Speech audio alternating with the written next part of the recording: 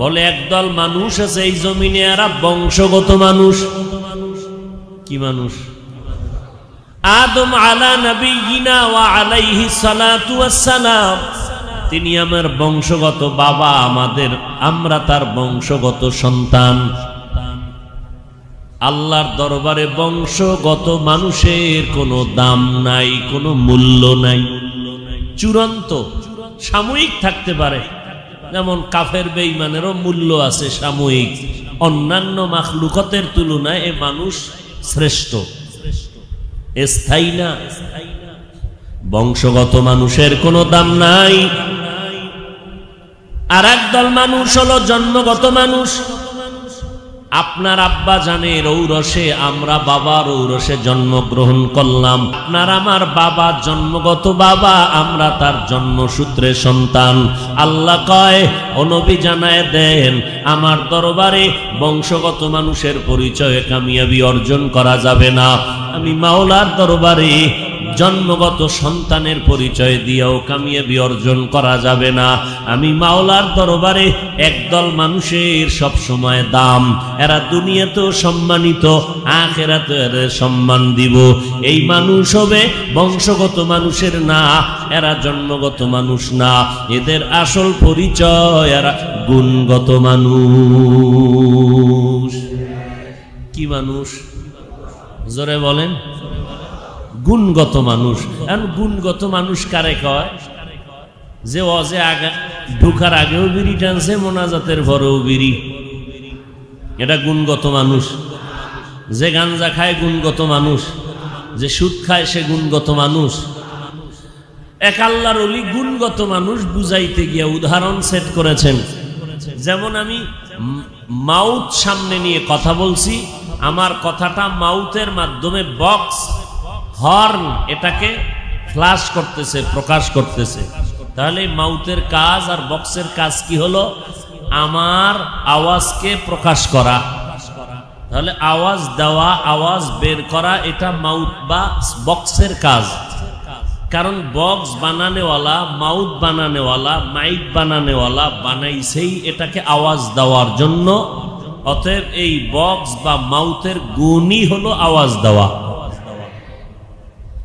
পাখাওয়ালা পাখা বানাইছে কেন? বাতাস না দেওয়ার জন্য। তাহলে পাখার গুণ হলো বাতাস দেওয়া না না দেওয়া। বাতিওয়ালা বাতি বানাইছে আলো দেওয়ার জন্য, আলো দেওয়াটাই বাতির গুণ। পাখাওয়ালা পাখা বানাইছে বাতাস দেওয়ার জন্য, বাতাস দেওয়া পাখার গুণ। আলো দেওয়ার জন্যই বাতি বানানো হলো, বাতির গুণ আলো দেওয়া। যদি বাতি আলো না দেয়, লাথি মেরে ফেলে দাও, ভেঙ্গে ফেলে, ওটা গুণের বাতি না। মাইক যদি আওয়াজ না দেয়, গুণের মাইক না, এটাকে বন্ধ করে দাও, ফেলে দাও। পাখা যদি বাতাস না দেয়, এটা গুণের পাখা না, এটাকে ফেলে দাও। কারণ যেই গুণ, যেই জিনিসটা বানানো হলো যেই কাজের জন্য, ওই কাজটাই হলো ওই জিনিসের গুণ। এইবার বান্দা বুঝলাম মাইক বানানো হলো আওয়াজ দেওয়ার জন্য, আওয়াজ দেওয়াটা মাইকের গুণ। আলো দেওয়ার জন্য বাতি বানানো হলো, আলো দেওয়া বাতির গুণ। পাখা বানানো হলো বাতাস দেওয়ার জন্য, বাতাস দেওয়া পাখার গুণ। এবার মানুষ কেন আল্লাহ বানাইছেন? আল্লাহ তাআলা বলেন, মা খালাকতুল জিন্না ওয়াল ইনসা ইল্লা লিয়াবুদুন।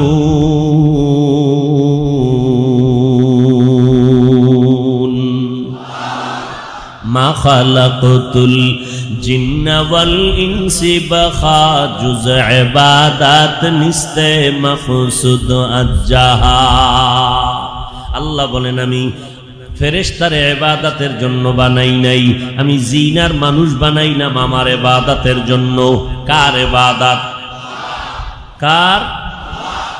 আল্লাহ বলেন, আমি আসমান ইবাদতের জন্য বানাই নাই, পাহাড় ইবাদতের জন্য বানাই নাই, চন্দ্র সূর্য ইবাদতের জন্য বানাই নাই। আমি রব্বুল আলামিন মানুষ বানাইলাম আমার ইবাদতের জন্য। ইবাদত মানি 24টা ঘন্টা বাজনা তাসবিহ লইয়া মাওলার জিকির করবা, রাতের বেলা মসজিদে থাকবা, দিনের বেলা রোজা রাখবা, জিহাদের ময়দানে দৌড়াবা। বিয়া শাদী বন্ধ, ব্যবসা বন্ধ, চাকরি বন্ধ, শুধু 24 ঘন্টা ঘন্টা আল্লাহরে নিয়ে ফিকির করবা, এর নামে ইবাদত। আল্লাহ বলেন না না, ব্যবসা করবি তাও ইবাদত, চাকরি করবা তাও ইবাদত, লেখাপড়া করবা ইবাদত, বিয়া শাদী করো ইবাদত, বান্দা কান্না করবা ইবাদত, হাসি দিবা তাও ইবাদত, ও বান্দা তুমি ঘুমাইবা তাও ইবাদত, নামাজ পড়বা ইবাদত, নামাজ পড়বা না তাও ইবাদত, রোজা রাখবা ইবাদত, রোজা রাখবা না তাও ইবাদত। তবে এগুলো দুইটা শর্ত দিয়া পেছ লাগায়া দেওয়া আছে, বিনা শর্তে নয়। এক নাম্বার শর্ত, বান্দা তুমি যা করবা যা বলবা সব হবে ইবাদত, দুইটা শর্তের বিনিময়। এক নাম্বার শর্তের নাম রেজা বিল কাজা, দুই নাম্বার শর্তের নাম হলো তরিকায়ে রাসূল। আমি যা করব যা বলবো সব আমার আল্লাহর জন্য। ইন্না সালাতি ওয়া নুসুকি ওয়া মাহইয়ায়া ওয়া মামাতি লিল্লাহ ওয়া মামাতি লিল্লাহি রাব্বিল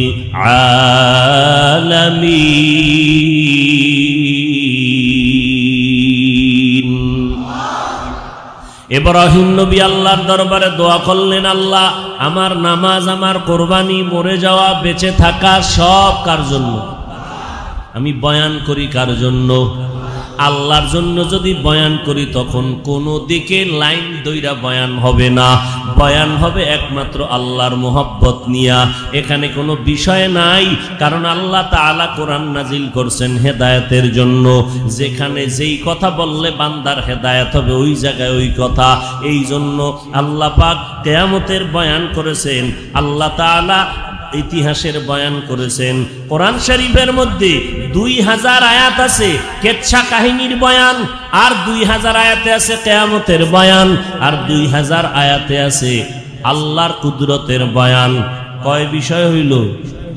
পুরা কোরআনে 3 বিষয় আল্লাহ ওয়াজ করেছেন। ওয়াজ এক বিষয় হলো কেচ্ছা কাহিনী, আর এক বিষয় হলো আল্লাহ কুদরত, আর এক বিষয় হলো কিয়ামত। কিয়ামতের বয়ান, কুদরতের বয়ান 2000 আয়াতে, আর 2000 আয়াতে আছে কিসসা কাহিনীর বয়ান। কিসসা কোরআনের শব্দ, তাহলে কিসসা কাহিনীর আয়াত আছে কত কোরআন শরীফে? খবরও নাই আমাদের, খবরও নাই। কেন নাই? বয়ানে বৈশাই টার্গেট করি কেউরে দুইয়া দিমু আজকে সাবান সারা, এটা ইখলাস। ও আল্লাহ আমাকে বসাইছেন, আমার আব্বা বসায় নাই। কে বসাইছেন? মানুষকে যে বয়ান করব, কি বয়ান করব, আগে দেখবো এই বয়ানটা আমার মধ্যে আসেনি। ইয়া আইয়ুহাল্লাযীনা আমানু লিমা তাকুলুনা মা লা তাফআলুনা মুমিন। নিজের মধ্যে যে আমল নাই ওই আমলের বয়ান উম্মতের শুনাইলে লাভ হবে না। আমি বয়ান করি কেন? আমার জন্য আগে বয়ান করি, এরপরে এই বয়ানের সাউন্ড আমার ভাইরা শুনবে, এরাও এখান থেকে কিছু উপকৃত হবে। তবে আমার বয়ানের দ্বারা তখনই আমার ভাইজানেরা উপকৃত হবে যদি ওই বয়ানটা আমি আমাকে করি, আর ওই বয়ানটা আমি আমার মধ্যে ফিট করতে পারি। আল্লাহ তাআলা কোরআন শরীফের মধ্যে কিসসা কাহিনীর আয়াত নাজিল করছেন 2000, কিয়ামতের আয়াত আছে 2000, আল্লাহর কুদরতের বয়ানের আয়াত আছে 2000। কত গেল সব? বাকি 500 আয়াত বা যত আয়াত আছে এর মধ্যে আছে আল্লাহর বিধান, আল্লাহর বিধানের আয়াত 500, আর গড়ে বাকি 6000 আয়াতে আল্লাহর ওয়াজ। তবে আল্লাহ পাক রব্বুল আলামিন সিরিয়াল মেনটেন করেন নাই যে কুদরতের 2000 আয়াত নাজিল করার পরে এরপরে আবার বাকি 2000 এর বয়ান হলো কিয়ামতের, শেষের 2000 হলো কিসসা কাহিনী। আল্লাহ কয় না, আমার কোনো সিরিয়াল নাই, আমি আলিফ লাম দিয়া ধইরাই আমি এখানে আমার কুদরতের বয়ান করলাম, আবার কিয়ামতের বয়ান করলাম। একই পৃষ্ঠার মধ্যে আবার ইতিহাসের বয়ান টানলাম, পাড়ায় পাড়ায় পাড়ায় পাড়ায় আল্লাহ হজ বড় ল দিয়ে বয়ান করলেন। আল্লাহ সিরিয়াল মেনটেন না করিয়া একই আয়াতের মধ্যে একই পৃষ্ঠার মধ্যে কিয়ামতের বয়ান, কুদরতের বয়ান, কেচ্ছা কাহিনীর বয়ান। কারণ আল্লাহ মানুষকে কেচ্ছা কাহিনী শিখানোর জন্য কোরআন দেন নাই, আল্লাহ তাআলা মানুষকে বিজ্ঞানী বানাবার জন্য কোরআন দেন নাই। আল্লাহ যদি কোরআনে ইতিহাস বয়ান করেন হেদায়েতের জন্য, আল্লাহ যদি কিয়ামতের বয়ান করে থাকেন তাও হেদায়েতের জন্য, আল্লাহ যদি বিজ্ঞান নিয়ে বয়ান করেন তাও মানুষের হেদায়েতের জন্য, আল্লাহ যদি ইতিহাস নিয়ে আর দর্শন নিয়ে হিকমত নিয়ে বয়ান করেন তাও মানুষের হেদায়েতের জন্য। অতএব যেখানে যেই কথা দরকার ওই কথা বলছেন কেন, সিরিয়াল রাখেন না কেন? বান্দার হেদায়েতের জন্য। হেদায়েতের জন্য আল্লাহ কোরআন দিলেন। আল্লাহ বলেন আমি এই ইবাদতের জন্য মানুষ বানাইলাম। ও মানুষ, তোমরা আমার ইবাদত করবা দুইটা শর্ত মেনে। এক নাম্বার শর্ত, যা করব যা বলবো আল্লাহর মোহাব্বতের জন্য। যা করব যা বলবো আমার পীরের কোনো তরিকায় না, আমার নেতার তরিকায় না। এই জমিনে তরিকা হবে একটা, সেটা মদিনাওয়ালার তরিকা। কার তরিকা? মদিনাওয়ালার নবীর তরিকা, আর কারো তরিকা না। এই আল্লাহর মোহাব্বতে নবীর তরিকায় নামাজ পড়াটাও ইবাদত, নামাজ না পড়াটাও ইবাদত। আল্লাহর মোহাব্বতে নবীর তরিকায় সেজদা দেওয়াটাও ইবাদত, সেজদা না দেওয়াটাও ইবাদত। ঈদের দিন রোজা রাখা ইবাদত নাকি রোজা না রাখা ইবাদত? কি? সূর্য যখন ঠিক দুপুর বেলা বা উঠতেছে, উঠার সময় নামাজ পড়া ইবাদত না না পড়া ইবাদত? ও আল্লাহর বান্দা, আল্লাহকে সেজদা দাও ইবাদত, আল্লাহ বাদ দিয়া অন্য কাউকে সেজদা না করাটা ইবাদত। যদি করো তো আল্লাহর মোহাব্বতের বাইরে চলে যাবে। তাহলে সেজদা করা যেমন ইবাদত, না করাও। জানাজায় দাঁড়াইয়া রুকু করা ইবাদত, জানাজার নামাজে দাঁড়াইয়া সেজদা করা ইবাদত। আবার মাগরিবের নামাজে দাঁড়াইয়া রুকু না করা, জানাজার নিয়ত করে লাইলেন মাগরিবের সময়, রুকু ওখানেও দেয় না এখানেও দেই না, হবে? হ্যাঁ? তাহলে আপনার যুক্তিতে আসুক আর না আসুক, নবীর তরিকায় যা আছে তাই মানতে হবে। এখানে কোনো প্রশ্ন করার সুযোগ, বাস নবীর তরিকায় করবেন, এটা ইবাদত। তাহলে ইবাদত কি? রাজনীতি করাও ইবাদত। রাজনীতি করাও। আমগো নবী রাজনীতি করেন নাই, মদিনা চালান নাই, আবু বকর রাজনীতি করছেন না? রাষ্ট্র পরিচালনারই তো রাজনীতি করে। কথা বলেন না কেন? তাহলে রাষ্ট্র পরিচালনার নিয়ম নীতি কি কোরআনে নাই? বলেন কেন বলেন কোরআনে রাজনীতি নাই? তাহলে আপনার কথায় বোঝা যায় কোরআন সব দিক থেকে পারফেক্ট, রাষ্ট্রনীতির থেকে কোরআন দুর্বল। কেন বলেন কোরআনে এইটা নাই সেটা নাই? আলেমরা বুঝেন, আপনি বেশি বুঝেন। আরে রাষ্ট্রনীতি আর রাজনীতি কোরআনে আছে না নাই? আচ্ছা, বাংলা পড়তে পারেন না? মাঝে মাঝে মোবাইলে কেনার টাকা দিয়ে হুদা খরচ করে লাভ নাই, মোবাইলে ডাউনলোড করবেন, সূরা ইউসুফ আসেনি? রাজনীতির ওয়াজ এই সূরায়। বিলকিস আর সুলাইমানের ঘটনা আসেনি? ওই মাইয়ারে তুই আর একজনের দেখাস না, তুই দেখবি আর যেন তোর বন্ধু বান্ধবেরা 10 জনে দেখা মনে মনে জিনার মজা না নেয়। এবার বিয়ার তারিখ যদি ঠিক হয়, অনুষ্ঠান কোন মেয়ের বাড়ি করবি না, পোলার বাড়ি করবি। কারণ এই মাইয়াডারে বাবায় বড় কষ্ট করে লালন পালন করে বড় করছে, কত কষ্ট করে খানা দানা খাওয়াইয়া বড় করলো। এখন আর কষ্ট দিবি না। অনুষ্ঠান যদি করো পোলার বাড়ি কর, মেয়ের বাড়ি করবি না। কারণ মেয়ের বাড়ি করার নাম হলো জুলুম। ইসলাম কি সুন্দর নারীদের ইজ্জতকে হেফাজত করেছে। ভাইরা আমার, আল্লাহ বলেন আমি মানুষ বানাইলাম ইবাদত করার জন্য।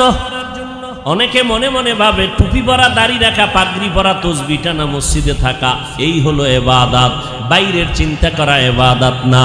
না রে বান্দা, দোকানে বইসা ব্যবসা করবা ইবাদত, মানুষের দান করো ইবাদত, টাকা পয়সা কামাই করো ইবাদত, সংসার চালাইবা ইবাদত, সন্তানের হক আদায় করো ইবাদত, স্ত্রীর খেদমত করো তাও ইবাদত। সারাদিন ব্যবসা করছো, রাতের বেলা ঘরের মধ্যে যাইয়া সন্তানের হক আদায় করো, স্ত্রীর হক আদায় করো, রাতের বেলা ঘুমাও, আবার ফজরের নামাজ উঠা তুমি বান্দা আদায় করে নাও। ঘুমাইয়া যেই সময় কাটাইলা ওই সময়টাও নেকের পাল্লায় ওজন দেওয়া হবে। বিয়া শাদী করা এটা গুনাহ না ইবাদত? সব ইবাদত, যা করবেন সব। হাসি দিবেন তাও কি? হাসিটা যদি স্ত্রীর সাথে দেন, আর যদি আপনার কোনো বান্ধবীর সাথে দেন, এটাও ইবাদত না? বাঙালির জন্য হইতেও পারে, তিল ফাইলে টান দিয়ে তাল বানায় ফেলা। এরে নবীর উম্মতের দল, হাসি দিবেন তাও ইবাদত, কান্না করবেন তাও ইবাদত। আমার মাওলার জন্য কাঁদবেন ইবাদত, দ্বীনের জন্য, গুনার জন্য কান্না করবেন ইবাদত। মোটামুটি পুরা জীবনটাই হলো ইবাদতের চাদরে আবৃত করা। আমি বসছি, এটাও ইবাদত। আমি হাঁটতেছি, হাঁটাটাও। শর্ত কয়টা? দুইটা। হতে হবে আল্লাহর মোহব্বতে। কার তরিকায়? রসুলের তরিকায়। আর কোন তরিকা মানা যাবে?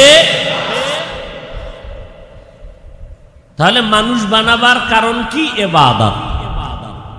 আল্লাহ বলেন আমি মানুষ বানাইলাম ইবাদতের জন্য।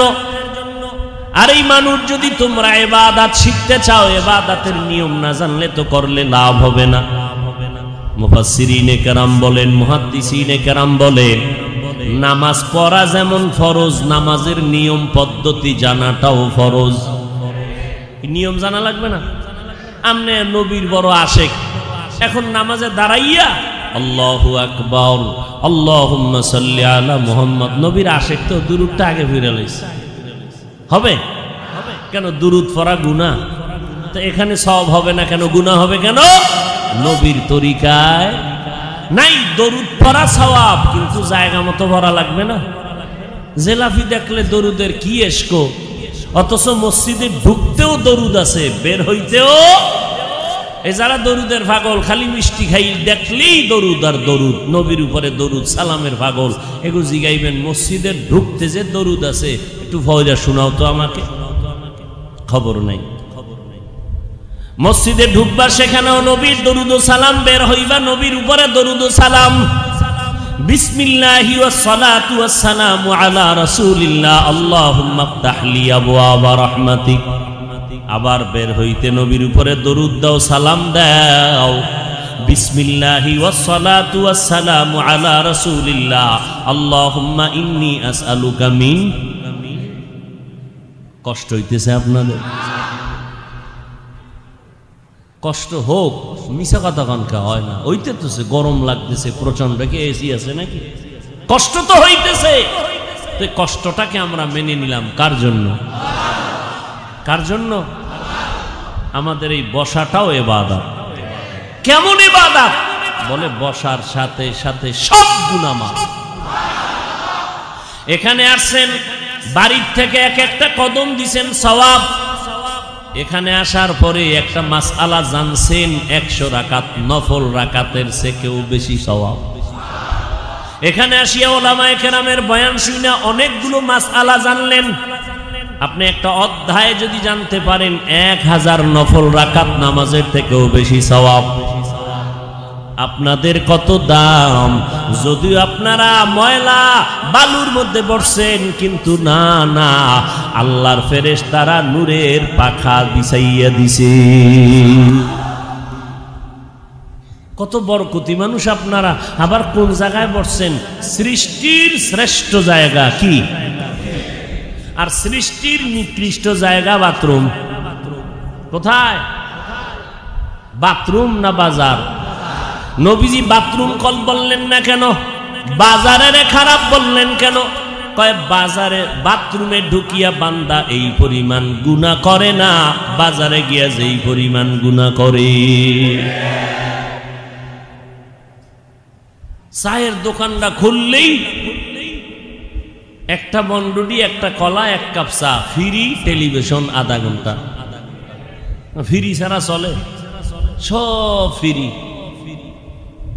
আধা ঘন্টা টেলিভিশন দেখবে আর বয়ে বয়ে গিবত বলবে, এই মসজিদের ইমাম এইরকম, ওই হুজুর এইরকম। আছে না নাই? আল্লাহ হেদায়াত দান করে।